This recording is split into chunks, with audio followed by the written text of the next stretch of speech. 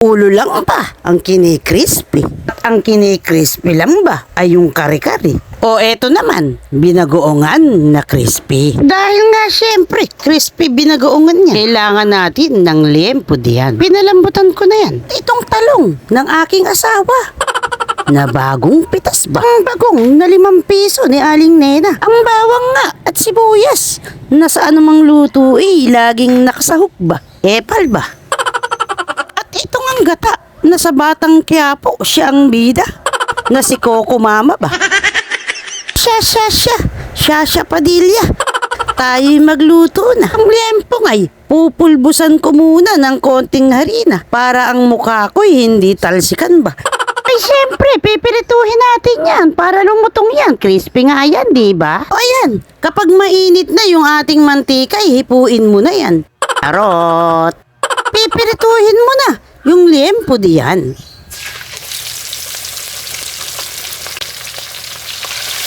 Dahil nga may harina yan, hindi ako natalsikan.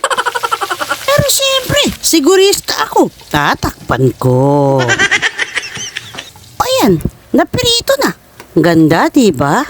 Itatabi muna natin yan. Tayo na'y maggigisa. Ay, talong pala muna. Pirituhin ko nga muna itong talong ng aking asawa.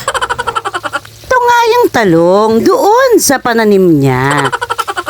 Pipirituhin ko nga muna bago tayo maggigisa. O eto, okay na. Ang talong ay lanta na. Luto na. Malambot na. Pagkatapos ko ngang maluto itong talong na itong lumambot na. Itatabi ko nga muna. Pagkatapos, ayan, tayo na'y maggigisa.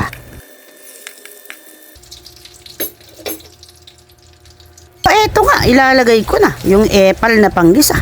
Yung sahog pa. Epal nga ang tawag ko sa kanya. Kasi nga kahit saang luto, sumasahog siya. Pero in fairness, kahit epal yan, masarap yan. Huwag lang sa mga marites diyan. Ayun nga, matapos nating maisahog yung masarap na epal na yan, yung 5 piso ni Aling Nenang bagong ilalagay naman. Hanggang bagong na yan, may kwento yan. Si Aling Nena yung laging dito pumupunta. Pag may handaan, nagsisyaron ba? Abay, nakita ko sa palengke, nagtitinda. Ang sarap ng bagong gisado ba? Sabi ko tuloy, paamot kahit konti ba? Abay, pinabayaran pa. 5 piso na nga lang daw. Aba, utang na loob ko pa. Para yatang sa akin. Naawa pa. Naku, ayan, nalagyan ko na pala ng siling haba. Di ko nasabi. Kadadaldal ko rin eh. Ayan nga, mabalik tayo dyan sa ating ginisa. Siling haba nga, ilalagyan mo pa. Gayatin mo, bahala ka. Pagkatapos, sabawan mo ng konting gata niya para kumulo ba. Yung gata nga pala ni Coco Mama sa Batang Quiapo, pinaghati ko ba? Mamaya na yung kalahati ko, ibubuhos siya. Ganyan nga lang, ang binagoongan. Gigisahin mo lang sa bawang sibuyas yan. Pagkatapos yung konting bagong ni Aling Nena ba yan? Ilalagay mo na dyan. Tapos yung siling haba. Tapos yung gata. Tapos pakukuluan mo na yan.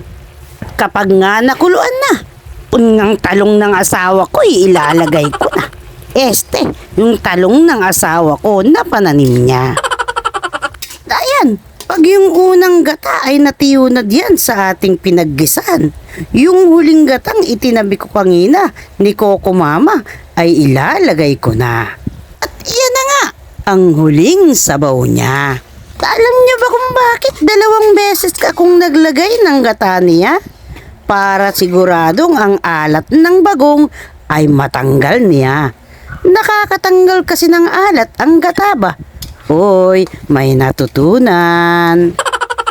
Ayan, ang lasa niya hindi maalat. Dahil nga ang gata ay manamis-namis yan. Pinaghalong tamis at alat yan. Sarap.